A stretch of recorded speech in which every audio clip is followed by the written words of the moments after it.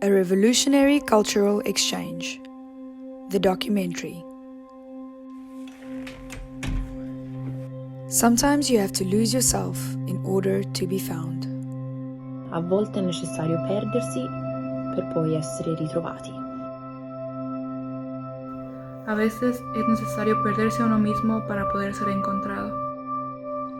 कभी कभी आपको ढूंढ के खुद को खोना पड़ता है. Sometimes you have to lose yourself in order to be found. Hi, my name is Claudia Soto. I'm from Mexico. My name is Dora, and I'm from Italy. Hi, my name is Danielle, and I am from Richmond, Virginia. Hi, my name is Karis Nanikin, and I am from Bangalore, India. Hi, my name is Holly, and I'm from Vienna, Virginia. Before coming to the United States, I read a book called Elders by Ernst Grinling. Translated, this means elsewhere. The book Elders is based on the writer's personal experience as he traversed the famous Camino de Santiago pilgrimage in Spain. Within this book, there are many truths and extremely valuable life lessons that I made part of my personal journey of traveling halfway around the world to come live in strangers' house. Well, at least back then.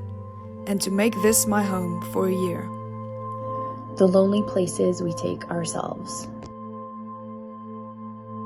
What does the word family mean to you? They are my support. When I think of family, the first thing that comes to mind is not blood.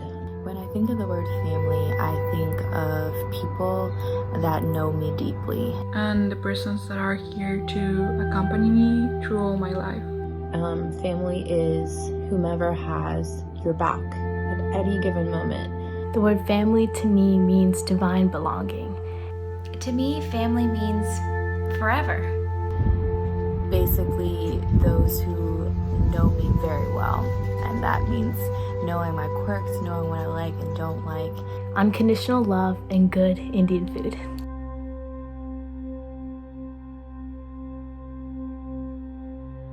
From the beginning of this journey, I knew that this was going to be a lonely time. Well, at least at first. Purposefully, I chose to remove myself from the comfort that is home. The familiar faces and surroundings. Everything, but especially everyone that I hold dear. In this book, Cheryl Strayed said, "It's about sorrow, it's about redemption, it's about journey."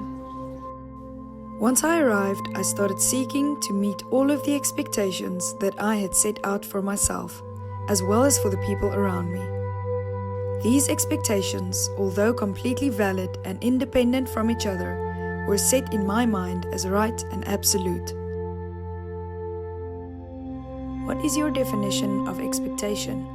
And how do you experience expectations that are not met? So I have conflicting ideas about this. Something that you want to happen, or how do you want it to happen? Is the standard in which you set a situation to be? A word that's a synonym that does, in my opinion, is hope. And hope is expectation. It's confident expectation that something is going to happen. So this word has a Latin etymology, which states that an expectation is an awaiting. So what we dream about, what we await, always has a positive note to it. How I experience expectations that are not met is something I'm still trying to learn. It's difficult, it's hard. Whenever you have an expectation or you're hoping for something and it doesn't happen, there's a poem that says, "Hope deferred makes the heart sick." And there is beauty in having none and let yourself be surprised. And that Sometimes I get frustrated, but most of the time I think like, maybe this wasn't for me. The Lord has divinely allowed us to have experiences. Is that my expectation and my hope ultimately is in the Lord. And based on His character and who He is, I know that He will never let me down. And we are to learn from them or thank God for them. While the thing I'm hoping for might not come to pass, I have an ultimate hope that will never let me down. But people differ in various ways. Our upbringing and worldview shape us to a certain extent to be the people we are today. Part of this journey has been to come to the knowing that it will end. It will come to change once again. Knowing that the growth that has taken place and the knowledge gained will take on a permanent role in the future. May we never go back to the places we were not our best selves. Not perfect, but certainly better than the day before. Always striving to better ourselves, doing purpose-filled self-examination, asking the hard questions, and not allowing paralyzing self-condemnation. Said Andrea Zabala stated this: I understood myself only after I destroyed myself, and only in the process of fixing myself did I know who I really was. Being away from everything that is familiar forces you to reckon with the only thing inside. Whether that is good or bad is up to each individual. The ability to walk from one point to the next point, that is half the battle won. Go out and walk. That is the glory of life. Colin. The American culture has revealed to me the strength and camaraderie of my own culture. Exposing yourself to be tried and tested based on your beliefs and values is what brings forth the most growth. Also, experiencing life with people who do not share the same Sunday afternoon rituals as you. People who do not speak your language. People who do not pronounce the word water the same way as you do.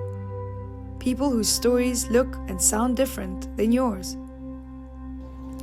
If you follow your bliss, you put yourself on a kind of track that has been there all the while, waiting for you, and the life that you ought to be living is the one you are living. Joseph Campbell. Si sigues tu dicha, te pones en una especie de camino que ha estado ahí todo el tiempo, esperándote, y la vida que deberías estar viviendo es la que estás viviendo. Joseph Campbell. Se si insegue la propria felicità, ci si incammina su una strada che era lì fin dall'inizio e che aspettava solo noi, e la vita che avremmo dovuto vivere è esattamente quella che stiamo vivendo. What do you value most in life? I value my relationship with God, and I value the people that He's placed in my life. My family. I truly value time because I know that it's limited and I know that it's a gift. Camaraderie. So there's nothing better than hearing someone say, I got your back. I got you. I also value the beauty of community and being alongside friends and family and spending time getting to know them and how they are made. My relationship with God and friendship. In other words, love. People are priceless. Like, you cannot pay for the gift of a friendship. Having an open heart and an open mind. I value my relationship with Jesus Christ here on earth and what's to come. How we spend our days is, of course, how we spend our lives. Annie Dillard. How we spend our days is, of course, how we spend our lives. Como pasamos nuestros días es, por supuesto, como pasamos nuestras vidas. How we spend our days is, of course, how we spend our lives. Come si spende I propri giorni riflette come si spende la propria vita. How we spend our days is, of course, how we spend our lives. The everyday life, the small, seemingly insignificant things we do, the daily decisions and motions, is what will lead the course of our lives. May the mundane lead to the majestic, and the simple to the splendid.